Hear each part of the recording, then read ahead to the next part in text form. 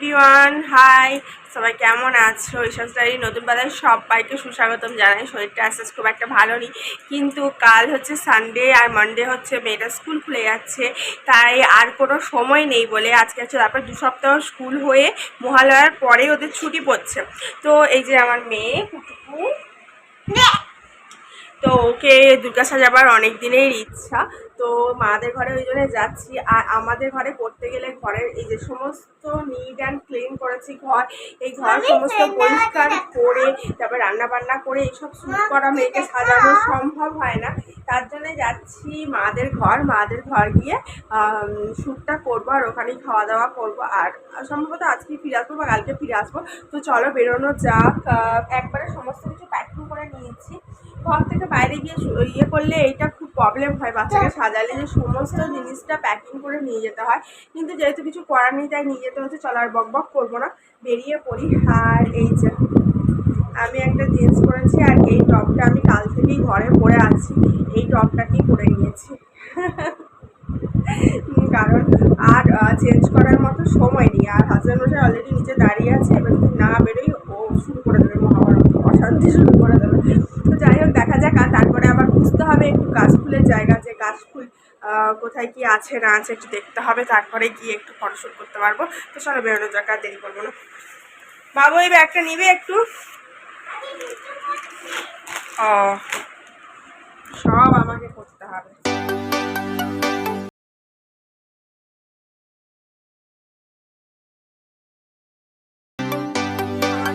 এরপরে মেয়েটাকে সাজাবো, প্রথমেই পরিয়ে নেবো আলতাটা। তার জন্যে মায়ের কাছে যে আলতা আছে নিয়ে নিচ্ছি, এটাই পরাবো। আর এখন মেয়েটা হচ্ছে কালার, এটা হচ্ছে ওর বার্থডে গিফট।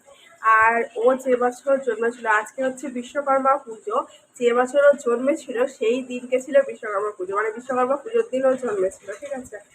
কিন্তু যাই হোক, আজকে ওর বার্থডে নয়, এটা ডেটটা ইয়ে পড়ে গেছে, মানে সে বছর 19th ছিল বিশ্বকর্মা পুজো, আর এবছরে 17th পড়েছে। 17th প্রতি বছর পড়ে, কিন্তু সেই বছর কি ব্যতিক্রম জানি না পড়েছিল। যাই হোক, তো মাদের ঘরের সামনে খুব সুন্দর একটা কাশফুল ফুটেছে, মানেই দুর্গা পুজো, বলো সুন্দর লাগে। হ্যাঁ স্বর্ণমাসি, কাশফুল মানেই দুর্গা পুজো।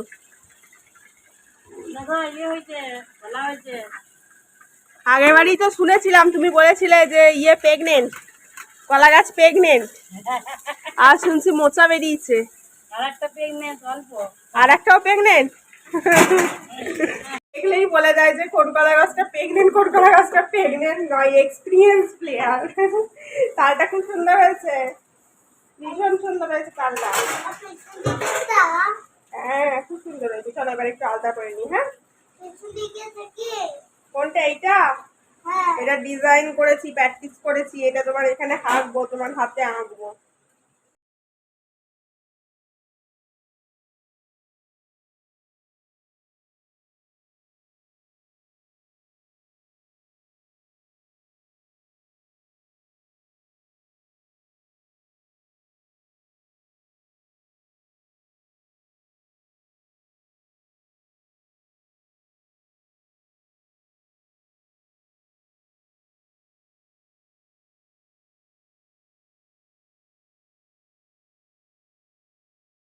এরকম আলতা পরায় সেরকম পরে নিয়েছি, নিয়ে পায়ের ওপরে এরকম করে ভরাট করে দিচ্ছি, কারণ পায়ের ওপরে ভরাটটা বাঞ্ছনীয়। দুর্গা ঠাকুরের আলতা হবে একদম এরকম ভরাট, যেটা আমরা সচরাচর দেখতেই থাকি, মানে দেখতে পাই আর কি।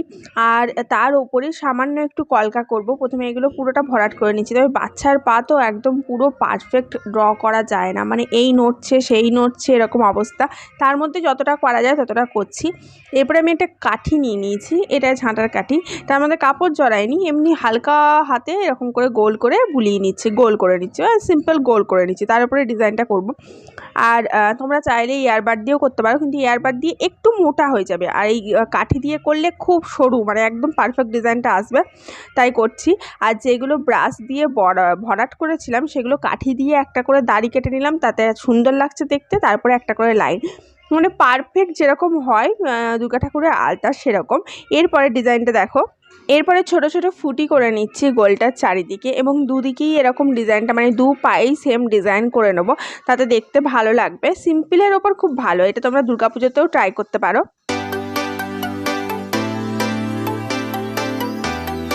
পায়ের পর্ব মিটলো, এবার হাতটাকে ধরেছি, হাতেও আলতা পরাবো। আর ওখানে ঝর্ণা মাসি বসে বসে আমাকে বলছে যে এই করো সেই করো, যাই হোক। তো হাতের মধ্যে প্রথমে গোলটা করে নিচ্ছি, তারপরে ভরাটগুলো করব। আর বাচ্চা মানুষ তো সব সমানে বসে থাকতে চায় না, একটু করে মানে পাটা একটু করলাম, তারপরে একটুখানি এদিক ওদিক খেললো, তারপরে আবার ওদিকে করছি, এরকম আর কি, ভুলিয়ে যতটুকু করা যায়। তবুও বলতে হবে আমার মেয়ের অনেক ধৈর্য যে আমাকে এতটা কোঅপারেট করছে। যাই হোক, প্রথমে আমি দাগ দিয়ে নিচ্ছি, তারপরে করছি। এই দাগটা যদি দিয়ে তুমি ভরাট করো না, বা ভরাট করার পরেও যদি দাগটা দিয়ে দাও, তাহলে দেখতে খুব সুন্দর লাগছে, ঠিক আছে।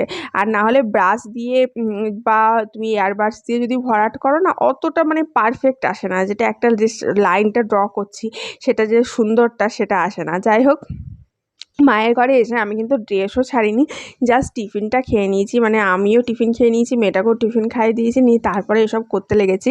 নিয়ে টিফিন খাওয়া থেকে ভাত খাওয়া পর্বের মাঝখানে যে সময়টা, সেই সময়টা পুরোটা ইউটিলাইজ করব, কারণ এই সময় এগুলো করতে অনেক অনেক ধৈর্য লাগে, অনেক সময় লাগে। এই যে পায়ের আলতা পরালাম, মানে আর প্রথমবার যেহেতু আমি করছি, এর আগে যেহেতু মেয়েকে কোনোবার এরকম সাজাইনি, তাই একটু মানে ভয় ভয়ও লাগছে যে কোনটা থেকে স্টার্ট করব, বা কোনটায় গিয়ে এন্ড করব, বা কীভাবে করব। তবুও নিজের মতো করে, নিজের চেষ্টায় বা নিজের যুক্তিবুদ্ধিতে যেইটুকু ধরে সেইটুকু করেছি, এবং সেটুকুই তোমাদের কাছে রিপ্রেজেন্ট করার চেষ্টা করছি। আশা করি তোমাদের ভালো লাগবে। যদি তোমাদের ভিডিওটা ভালো লাগে তাহলে লাইক, শেয়ার, কমেন্ট করতে যেন ভুলো না, এইটুকু তোমাদের কাছে অনুরোধ রইল। যাই হোক, হাতের মাঝখানের গোলটাতে না একটুখানি বেশি পড়ে গেছিলো, তার জন্য এরকম ছিদ্রে গেছে। যখনই আলতা পরবার হবে, তখন যতটা কম পরিমাণ দিয়ে পড়বে ততটা ভালো, নইলে হাতের মধ্যে বা পায়ের মধ্যে আমাদের যেগুলো শিরা উপশিরার খুব সূক্ষ্ম ফাঁক থাকে, সেগুলোতে আলতাগুলো চেতড়ে যাওয়ার সম্ভাবনা বেশি থাকে। যাই হোক, ভরাটের পরে এরপরে যেমন পায়ে করেছিলাম, সেম টু সেম হাতের মধ্যেও ওরকম দাগ কেটে নিলাম। দেখো কত সুন্দর লাগছে। बढ़िया लग रहा है, बढ़िया, बहुत खूबसूरत लग रहा है। माँ दुर्गा आलता कम्प्लीट। এরপরে আমরা বাহু ডিজাইন করব, বাহুতে কলকাটা করব। কলকাটা আমি এখানে একটা ড্র করে নিয়েছি, আর করব ফেব্রিকের সাহায্যে। বাবু বস না, ফেব্রিক আর তুলি সিম্পল, ঠিক আছে। চল চল চল চল চল চল চল। এই বাহু ডিজাইনটা আঁকতে গিয়ে আমার সত্যি খুব প্রবলেম হয়েছে, কারণ মেয়েটা এত নড়ছিল, আমি যে ভালো করে ডিজাইনটা করব সেটা করতে পারিনি। হাত আমার প্রচুর কেঁপে গেছে, তবুও চেষ্টা করেছি যতটুকু নিখুঁতভাবে করা যায়। তো বাহু ডিজাইনটাতে প্রথমে আমি এরকম মাঝখানে একটা ফুল করে নিয়েছি, ফুলের ওপরে এবার এদিকে ওদিকে টেনে বা গোল করে দিলেই একটা ডিজাইন মোটামুটি দাঁড়িয়ে যায়। তো ডিজাইনটা মোটামুটি আমি একটা খাতায় যেমন তোমাদের দেখালাম এঁকে নিয়েছিলাম, যাতে আঁকতে সুবিধা হয়, নাহলে ডাইরেক্ট হাতের মধ্যে করব তো মোছামুছি ওই সমস্ত করতে পারবো না। আর খুব অল্প সময়ের মধ্যে এইটুকু দাঁড় করাতে হবে, কারণ মেয়ে যেহেতু অতটা সময় দেবে না, ধৈর্য দেবে না, মানে হাতটাকে এই যে ধরে ওকে করছি তো, সে অতটা ধৈর্য দেবে না। তবুও মেয়ের অনেক ধৈর্য, দেখো চুপ করে বসে রয়েছে। যাই হোক, তো এরকম করে কলকাটা ড্র করলাম, কেমন লাগলো অবশ্যই জানিও। আর মায়ের কাছে তুলি ছিল আর ফেব্রিকও ছিল, সেটা দিয়েই করেছি। আর ফেব্রিক দিয়ে করলে ভেবো না যে উঠবে না বা এরকম কিছু, ফেব্রিক খুব সহজে জল দিয়ে কিন্তু উঠে যায়। হাত দিয়ে করে দেখবে, যদি হাতে বা কপালে করো কাজ, খুব সহজে জল দিয়ে উঠে যায়। আর আমি এক্ষেত্রে ওঠাবার জন্য কিন্তু জল ইউজ করিনি, ক্লিনজার ছিল আমার, ওই ক্লিনজার দিয়ে ইউজ করেছিলাম, খুব সুন্দর উঠে গেছে। আর তা না হলে জল দিয়েও কিন্তু ঘষে দিলে খুব সুন্দর উঠে যায়, কোনো চাপ নেই। ফেব্রিক যে কাপড়ে দীর্ঘদিন থেকে যায় বলে ভাবো যে হাতে বা পায়ে দিলে ঠেকে যাবে, সেটা কিন্তু নয় একদমই। তো যাই হোক, মোটামুটি বাহু ডিজাইনটা দেখো এরকম করে করলাম, ফুলটা করলাম যেমন বললাম। তারপরে এবার কলকাগুলো নিচে টেনে দিচ্ছি, যেরকম যেরকম মন চাইছে সেরকম টেনে দিচ্ছি, তাতেই বেশ ভালো লাগছে দেখতে, তাই না?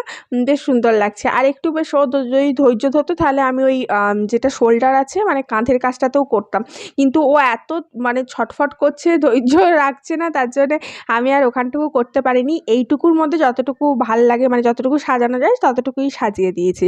আর এইগুলো করার পর এর ওপরে যেগুলো ফুটকি ফুটকি দিয়ে দেবো আর কি, প্রত্যেকটা জায়গায়, তাহলে আরেকটু সুন্দর লাগবে। আর যদি বাহু ডিজাইন বা এরকম কিছু করতে চাও, সেক্ষেত্রে একটা ফুল করে চারিদিকে একটু করে লাইন লাইন টানলেই কিন্তু বেশ সুন্দর লাগে। আর সব থেকে হচ্ছে কমা, যেমন আমাদের কমা হয়, ওই কমাটা সব জায়গায় করে দিলেই একটা মোটামুটি ডিজাইন দাঁড়িয়ে যায়। তো দেখো মোটামুটি কত সুন্দর লাগছে, হে দারুণ লাগছে না?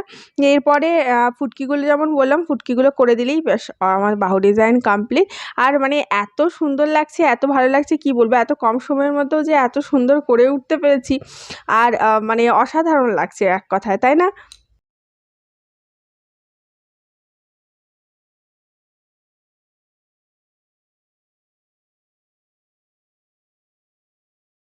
যেটা করলাম ফেব্রিক দিয়ে হাতে এবং পায়ে একটু করে ডিজাইন করে দিয়েছি। আমার মনে হলো যে হাতে যে আলতাটা পরিয়েছি লাল আছে, তার মধ্যে যদি একটু সাদা দেওয়া যায় তাহলে খুব ভালো ফুটবে। তো মেয়েটা ওদিকে প্রসাদ খাচ্ছে, মানে ঠাকুরের প্রসাদ মা দিয়েছে খাচ্ছে, আর ওটা আমি ডিজাইনটা করছি এর মধ্যে। জাস্ট কিছু না, সাদা দিয়ে মানে লালটা চারিদিকে সাদা দিয়ে গোল করে দিলাম আর তার চারিদিকে পাপড়ি করে দিচ্ছি। এত অসাধারণ লাগছে না দেখতে হাতগুলো, মানে জাস্ট মানে মুগ্ধ হয়ে যাওয়ার মতো। এত ভাল লাগছে কি বলবো, তাই না? মানে লালের ওপর সাদাটা দেওয়ার পরে আরও ভালো যেন ফুটেছে, আরও সুন্দর লাগছে দেখতে, মানে অসাধারণ। আর তারপরে কি করব, আঙুলগুলো মানে এই পাপড়িগুলো চারিদিকে হয়ে গেলে আঙুরগুলোতে, আঙুলে যেখানে ভরাটের অংশটা আছে তার নিচের অংশটাতে ফুটকি ফুটকি দিয়ে দেবো, এবং তারপরে নিচে যে একটা লাইন ড্র করেছি তার নিচের অংশটাতে ফুটকি ফুটকি দিয়ে দেবো।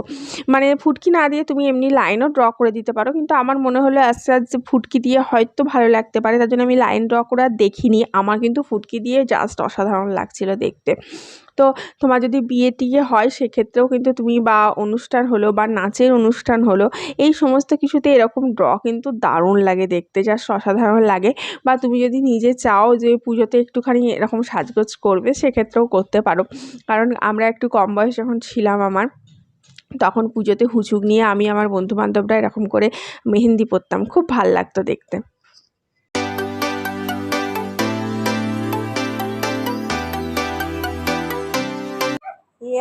And this is the sari পরবে আমার ভাতুরি। ডু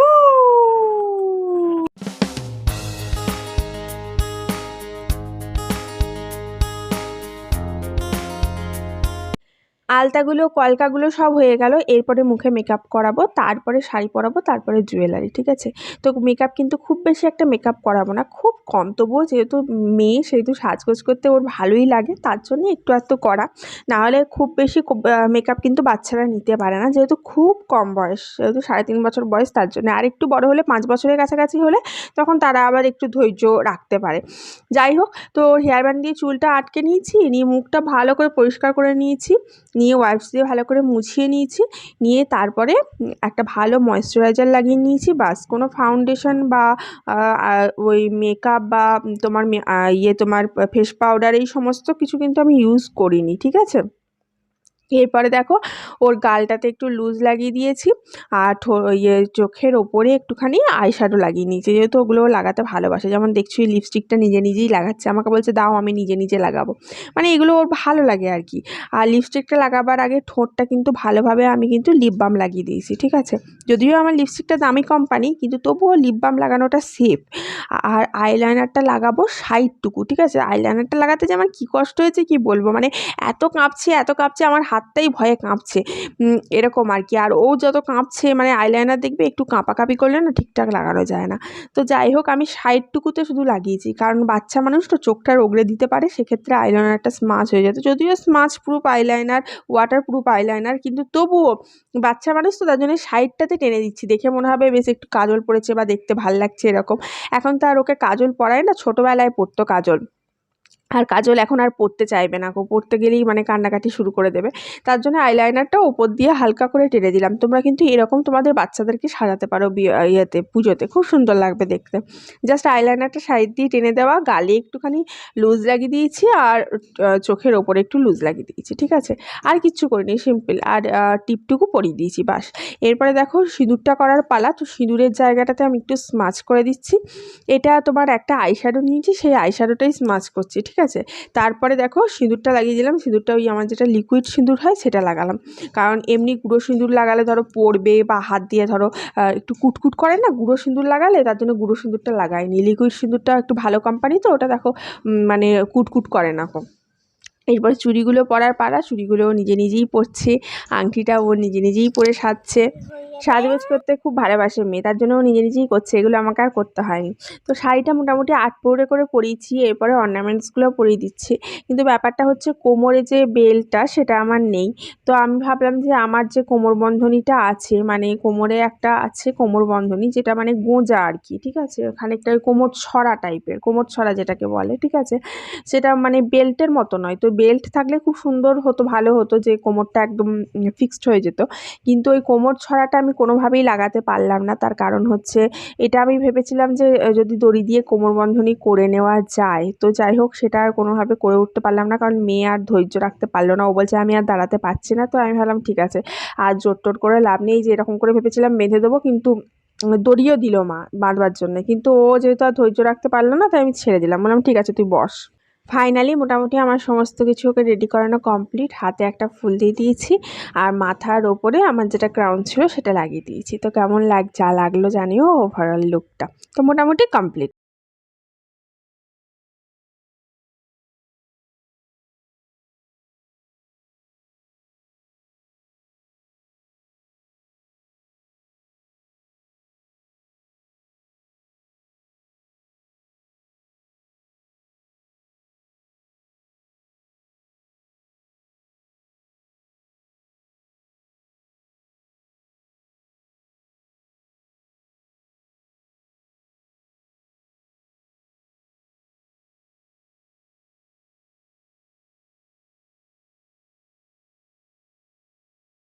এই করে একটু ফটোশ্যুট করছিলাম, এটা খুব জল তেষ্টা পেয়েছে, তাই ওকে নিয়ে এসে আবার বসিয়ে দিলাম মাদের ঘরে, ঠান্ডা ঘরে নিয়ে জল খাওয়ালাম এক গ্লাস।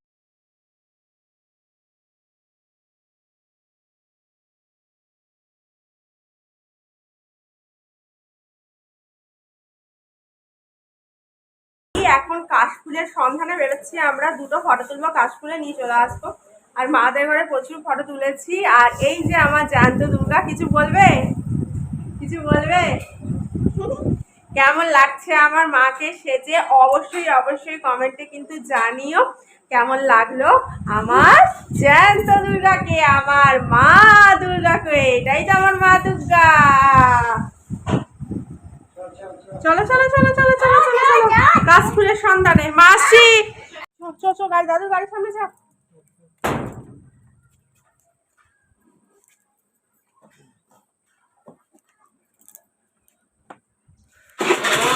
চলো বেরো, তারপরে আমি যাবো। এখন যাচ্ছি, দেখি কোথায় কাশফুল পাওয়া যায়। দুর্গা ঠাকুরের নিশানি কাশফুল। কাশফুলের কাছে দুটো ফটো তুলবো, চলো। ফটো তুলে দেবো ইউটিউবে, আমার চ্যানেলে, লোকে দেখবে। বাবু ঠিক আছিস তো? হ্যাঁ, পাখি যাচ্ছে। দুর্গা মা কোথায় যাচ্ছে?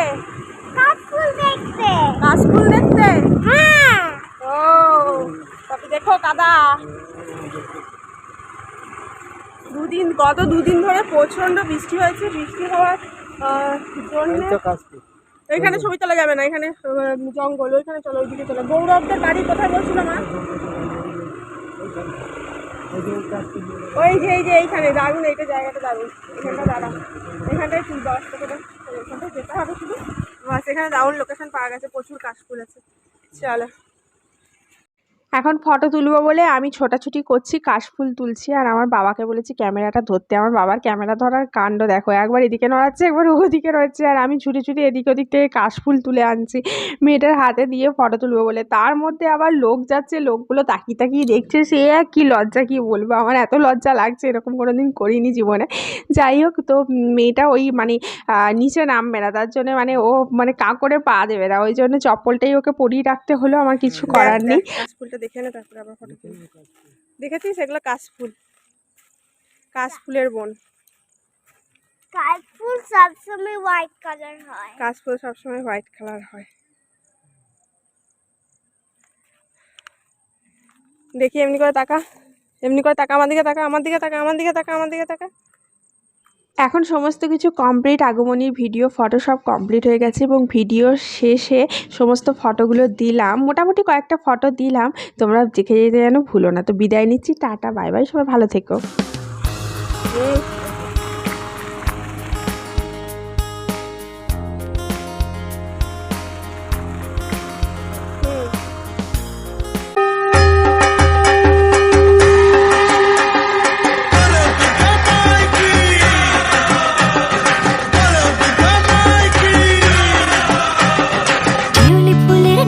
দেব দেব কাঁচের চুড়ি ও কাশফুলের ওই দুধ সাদা রং আকাশ বুঝি সাজে গায়ে